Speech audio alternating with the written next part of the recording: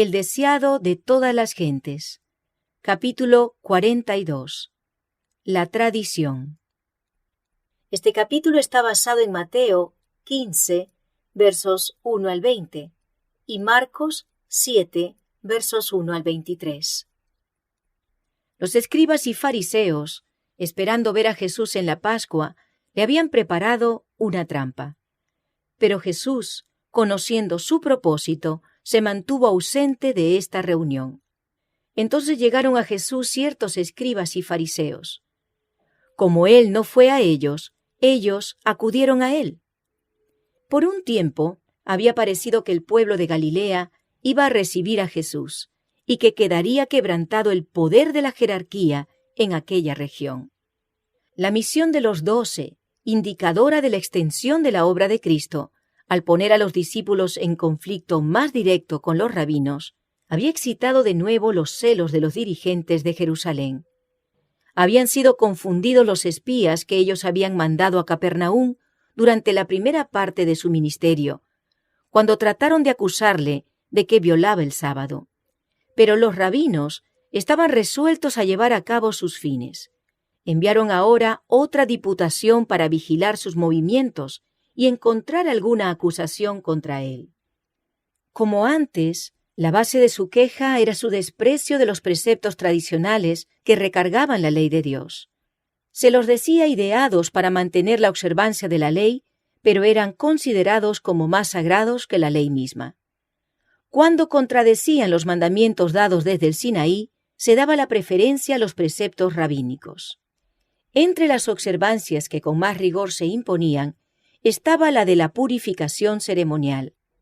El descuido de las formas que debían observarse antes de comer era considerado como pecado aborrecible que debía ser castigado tanto en este mundo como en el venidero, y se tenía por virtud el destruir al transgresor.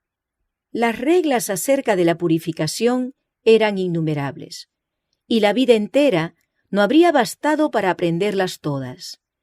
La vida de los que trataban de observar los requerimientos rabínicos era una larga lucha contra la contaminación ceremonial, un sinfín de lavacros y purificaciones.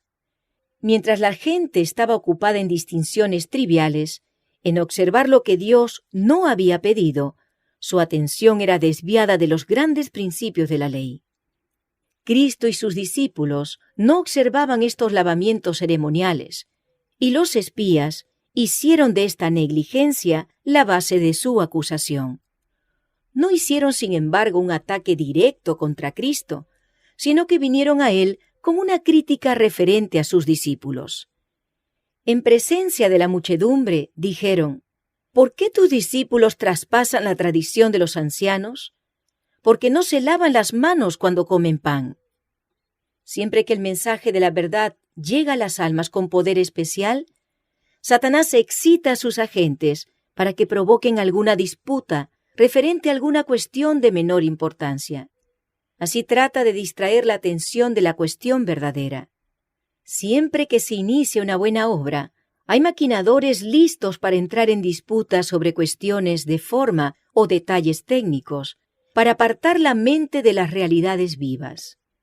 Cuando es evidente que Dios está por obrar de una manera especial en favor de su pueblo, no debe éste dejarse arrastrar a una controversia que ocasionará tan solo la ruina de las almas.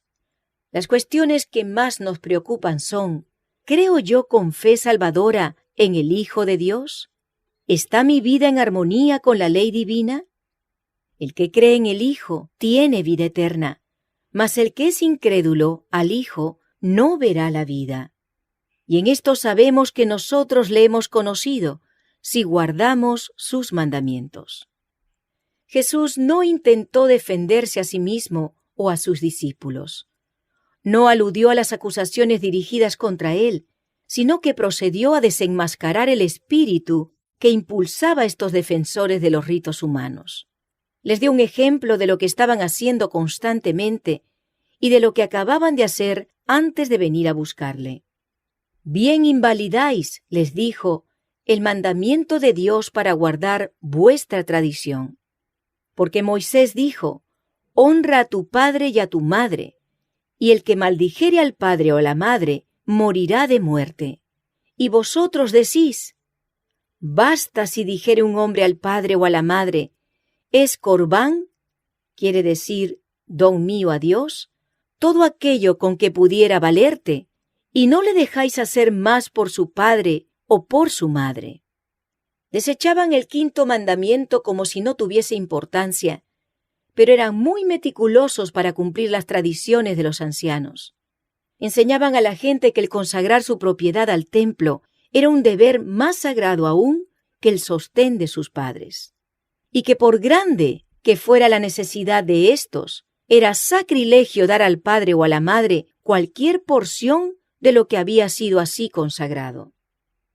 Un hijo infiel no tenía más que pronunciar la palabra corbán sobre su propiedad, dedicándola así a Dios, y podía conservarla para su propio uso durante toda la vida, y después de su muerte quedaba asignada al servicio del templo. De esta manera quedaba libre tanto en su vida como en su muerte para deshonrar y defraudar a sus padres, bajo el pretexto de una presunta devoción a Dios.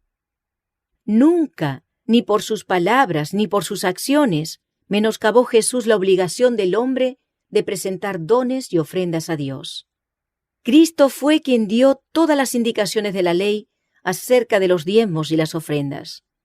Cuando estaba en la tierra, elogió a la mujer pobre que dio todo lo que tenía a la tesorería del templo.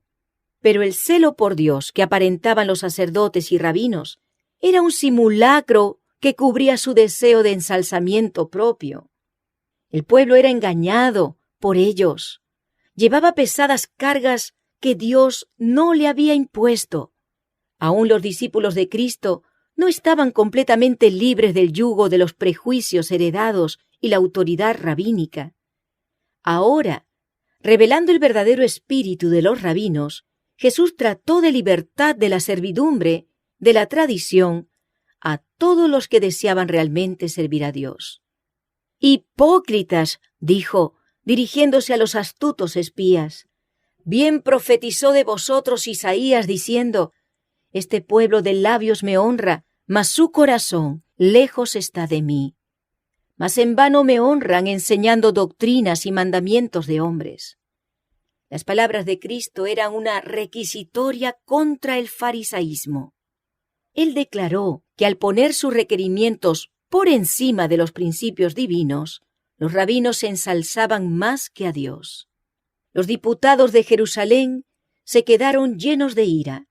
No pudieron acusar a Cristo como violador de la ley dada en el Sinaí, porque hablaba como quien la defendía contra sus tradiciones. Los grandes preceptos de la ley que él había presentado se destacaban en sorprendente contraste frente a las mezquinas reglas que los hombres habían ideado. A la multitud, y más tarde con mayor plenitud a sus discípulos, Jesús explicó que la contaminación no proviene de afuera, sino de adentro. La pureza e impureza se refieren al alma. Es la mala acción, la mala palabra, el mal pensamiento, la transgresión de la ley de Dios y no la negligencia de las ceremonias externas ordenadas por los hombres, lo que contamina a un hombre. Los discípulos notaron la ira de los espías al ver desenmascarada su falsa enseñanza. Vieron sus miradas airadas y oyeron las palabras de descontento y venganza que murmuraban. Olvidándose de cuán a menudo Cristo había dado pruebas de que leía el corazón como un libro abierto, le hablaron del efecto de sus palabras. Esperando que él conciliaría a los enfurecidos magistrados, dijeron a Jesús, ¿sabes que los fariseos, oyendo esta palabra, se ofendieron? Él contestó, toda planta que no plantó mi Padre Celestial será desarraigada. Las costumbres y tradiciones tan altamente apreciadas por los rabinos eran de este mundo, no del cielo. Por grande que fuese su autoridad sobre la gente, no podían soportar la prueba de Dios. Cada invención humana que haya sustituido los mandamientos de Dios resultará inútil en aquel día en que Dios traerá toda obra a juicio, el cual se hará sobre toda cosa oculta, buena o mala. La sustitución de los mandamientos de Dios por los preceptos de los hombres no ha cesado. Aún entre los cristianos se encuentran instituciones y costumbres que no tienen mejor fundamento que la tradición de los hombres. Tales instituciones, al descansar sobre la sola autoridad humana, han suplantado a las de creación divina. Los hombres se aferran a sus tradiciones, reverencian sus costumbres y alimentan odio contra aquellos que tratan de mostrarles su error. En esta época, cuando se nos pide que llamemos la atención a los mandamientos de Dios y la fe de Jesús, vemos la misma enemistad que se manifestó en los días de Cristo. Acerca del último pueblo de Dios está escrito: el dragón fue airado contra la mujer, y se fue a hacer guerra contra los otros de la simiente de ella, los cuales guardan los mandamientos de Dios y tienen el testimonio de Jesucristo. Pero toda planta que no plantó mi Padre Celestial será desarraigada. En lugar de la autoridad de los llamados padres de la Iglesia, Dios nos invita a aceptar la palabra del Padre Eterno, el Señor de los cielos y la tierra. En ella sola se encuentra la verdad sin mezcla de error. David dijo: más que todos mis enseñadores he entendido, porque tus testimonios son mi meditación. Más que los viejos he entendido, porque he guardado tus mandamientos. Todos aquellos que aceptan la autoridad humana, las costumbres de la Iglesia o las tradiciones de los hombres, presten atención a la amonestación que encierran las palabras de Cristo. En vano me honran enseñando doctrinas y mandamientos de hombres.